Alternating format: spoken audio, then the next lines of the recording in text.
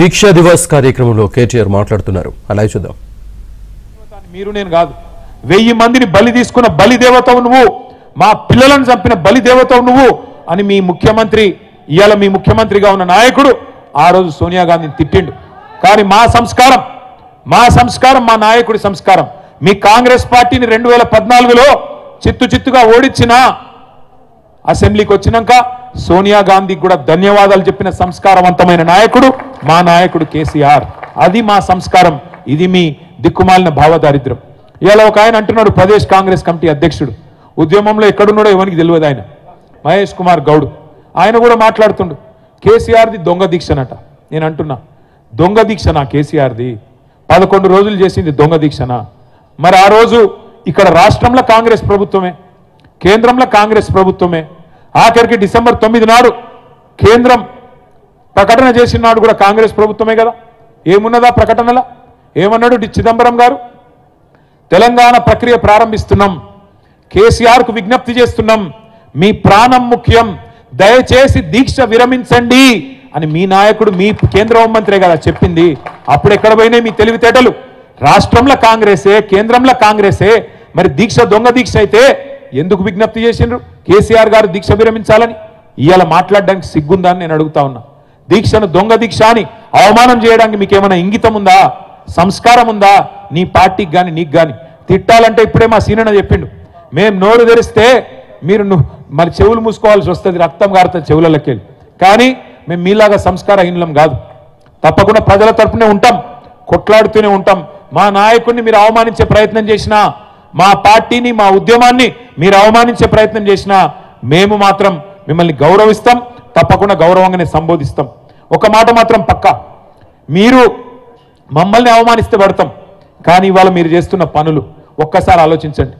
ఏ పోరాటం అయితే పరాయి పెత్తనానికి వ్యతిరేకంగా ఆధిపత్యాన్ని ధిక్కరించి మన ఆశలకు, మన కీర్తికి, మన ఘనతకు, మన చరితకు, మన సంస్కృతికి, మన భాషకు, మన యాసకు అన్నిటికీ ప్రతీకగా తెలంగాణ తల్లి రూపాన్ని ఆవిష్కరించుకున్నామో, ఇవాళ ఆ తల్లిని కూడా అవమానం చేసే ప్రయత్నం నీ దిక్కుమాలిన కాంగ్రెస్ పార్టీ చేస్తూ ఉన్నది.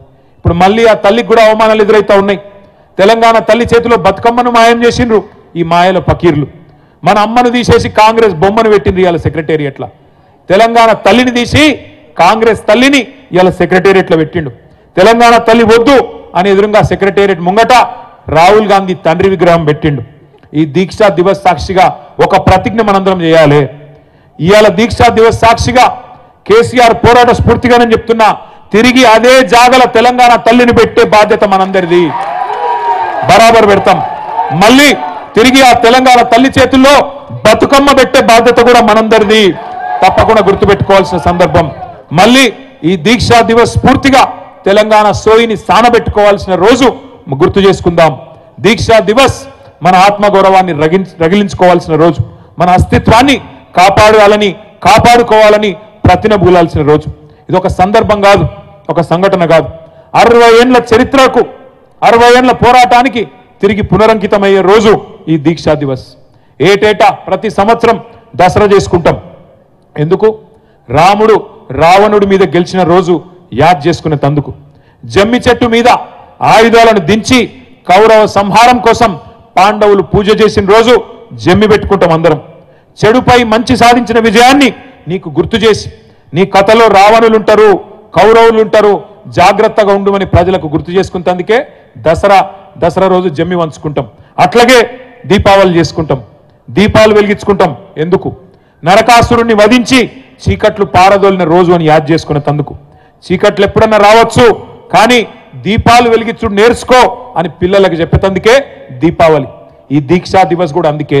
మన స్ఫూర్తిని, సంకల్పాన్ని పదును పెట్టుకునే తందుకు, అమరుల త్యాగాలు యాద్ చేసుకునే తందుకు, తెలంగాణ కథను యాద్ చేసుకునే తందుకు, ఆ కథానాయకుడు కేసీఆర్ను గుర్తు చేసుకునే తందుకే దీక్షా దివస్. తెంచుకున్న సంఖ్యలు, తెచ్చుకున్న స్వరాష్ట్రం విలువెంతో గుర్తు చేసుకోవడానికే దీక్షా దివస్. ఇంకొక మాట, మొదటి నుంచి జయశంకర్ గారి మాటలో చెప్పాలి అంటే, 3 తరాలను ముంచిన పార్టీ కాంగ్రెస్. రాచి రంపాన పెట్టి తెలంగాణ రక్తాన్ని కళ్ళ చూసిన పార్టీ కాంగ్రెస్. ఇచ్చిన మాట తప్పి 1000 మందికి పైగా తెలంగాణ బిడ్డల చావులకు కారణమయ్యింది కాంగ్రెస్. ఒక యాదయ్య, ఒక శ్రీకాంతాచారి, ఒక పోలీస్ కిష్టయ్య, ఒక సువర్ణ, ఒక ఇషాన్ రెడ్డి, ఒక వేణుగోపాల్ రెడ్డి, ఎందరెందరో ప్రాణాలను బలి తీసుకున్నది కాంగ్రెస్.